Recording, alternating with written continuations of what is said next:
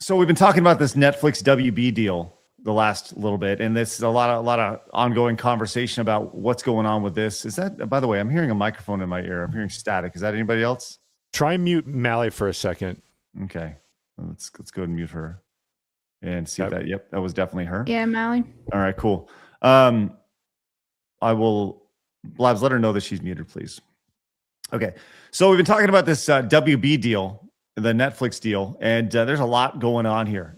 Talking about the evaluation of the company, $83 billion, which is, it's just stupid to even think about. I think it was like 78 billion. Now it's 83, whatever it is. It's just billions of dollars here. And what they do is they go through, they evaluate all these different portions of the company. There's all these different parts of the company and different verticals and different genres and different businesses within the business. And it's just one giant fucking octopus.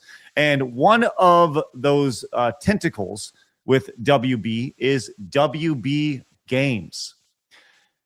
And a part of that $83 billion did not include WB Games because Netflix found absolutely zero value in WB Games, which is really, really funny. As a matter of fact, they said, while they definitely have been doing some great work in the game space, we actually didn't attribute any value to that from the get-go because they're relatively minor compared to the grand scheme of things. That is the co-CEO of Netflix right there. That's insane. Okay, because Warner Brothers does have a lot of good stuff in there. Like, I'm just stunned. Batman, they have Lego, they have the Nemesis system, which in itself should be incredibly valuable.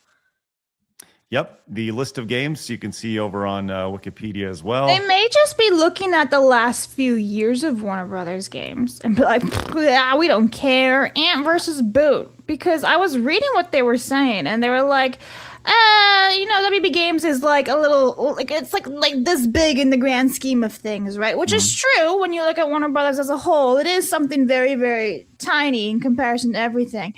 But also they may be trying to downplay and be like, we don't really care.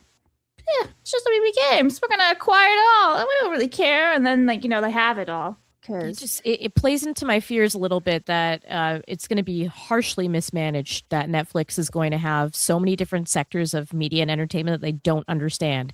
And video games is probably the biggest target of that will get affected, and the one I'm personally passionate about. But there's wrestling as well. There's so many different parts of media that they now will have control over. They have no clue the value that they've got there. And so I'm concerned that a lot of things are going to get vaulted, similar to like EA style or Disney style or whatever, where you just never see anything come of them again, even though people want it. So to be fair, though, they might actually be right about the whole no value thing. Because yes, in 2023, Hogwarts Legacy made like a fuck ton of money, right? I think it's like what?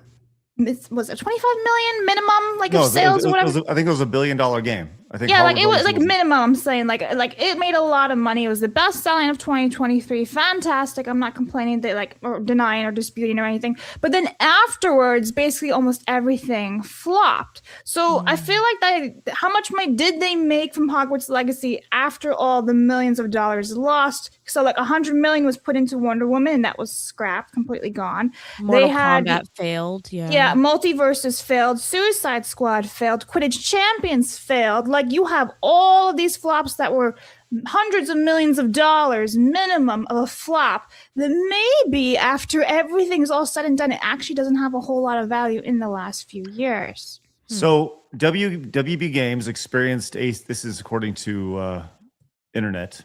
AI overview? Yes. Warner Brothers Games experienced a significant 48% decline in revenue during the first quarter of 2025. Primarily due to the absence of new game releases and the underperforming Suicide Squad Kill the Justice League, which resulted in a $200 million loss. So, yeah, they've been struggling, to say the least. But, it's funny to see Netflix say something that we've known all along. There's no value there, despite, Mortal Kombat. By the way, Mortal Kombat, it may have failed, but it's still... at least according to Ed Boon, the best-selling Mortal Kombat game, the most recent one. So, I Is don't this know. Mortal Kombat 1? Is that they're Yeah, talking Mortal about? Kombat 1. I believe Yeah. so. Yes. That Yes. that number has to either be based on inflation or the fact that we're at a record high of how many people are playing video games now. Therefore, by natural association, you would have higher sales. There's something with these modern numbers, and I'm like, none of it makes sense because the quality is like so sharply declined, and they keep constantly claiming that it's best selling. Is this like New York's bestseller book where they just slap a sticker on because it's part of a club? Is it Well- actually getting the most sales? There's just so many questions I have there, and not enough visibility on actual sales. All right. So Mortal Kombat 1, and this is kind of shocking, sold 6.2 million copies since it's released. And it is the #1 modern selling fighting game, outpacing Street Fighter 6 and Tekken 8. So it is the best selling modern fighting game. Yeah, I'm just looking that Mortal Kombat 11, which I believe was the one before it, sold over 15 million. Over 15 million? If information I'm seeing right is, it said Mortal Kombat 11 sold over 15 million units worldwide by 2022, making it the best-selling game in the franchise. Okay. Well, yeah, then Mortal Kombat 1, like if you get chopped down to a third, that's pretty rough. But still, that's crazy. Well, Mally, I think you'll enjoy this with the idea of a potential merger. We saw this clip going around and wanted to share this with you as well. Get your initial reactions to movie intros in 2026.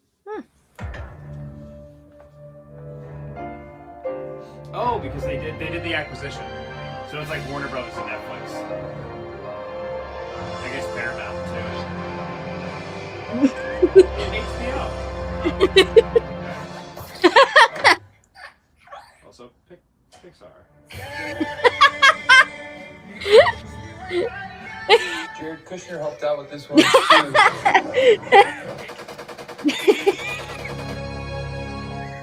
Got him overstimulated. It hasn't even started yet.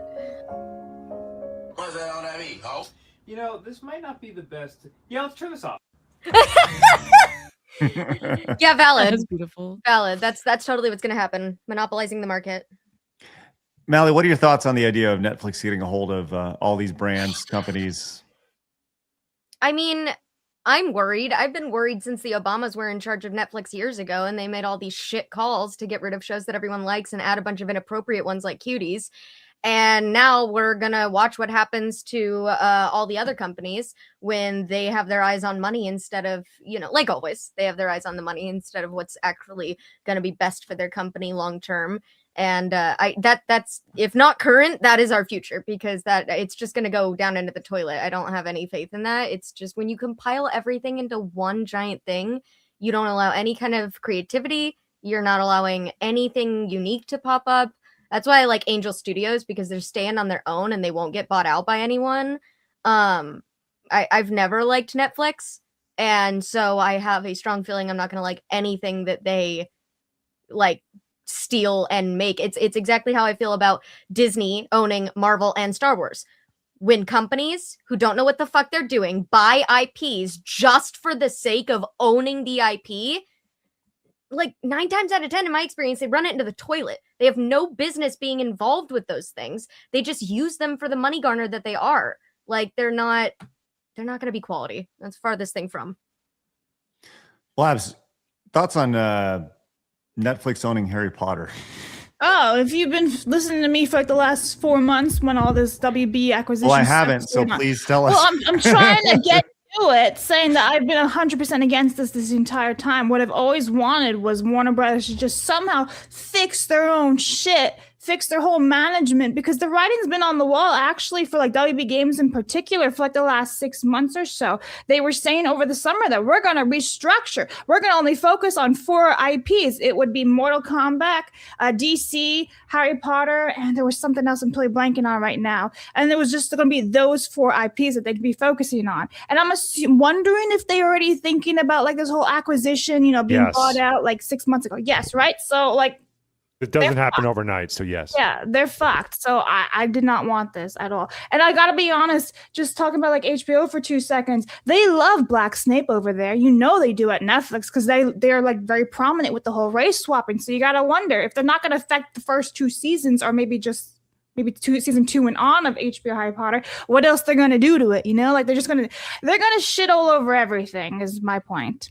So, yeah, Game of Thrones. Thank you, chat. That's the 4th one. I don't disagree at all. Clips of the show all the time. The live show Monday through Friday at 11 a.m. Hit that subscribe button right here.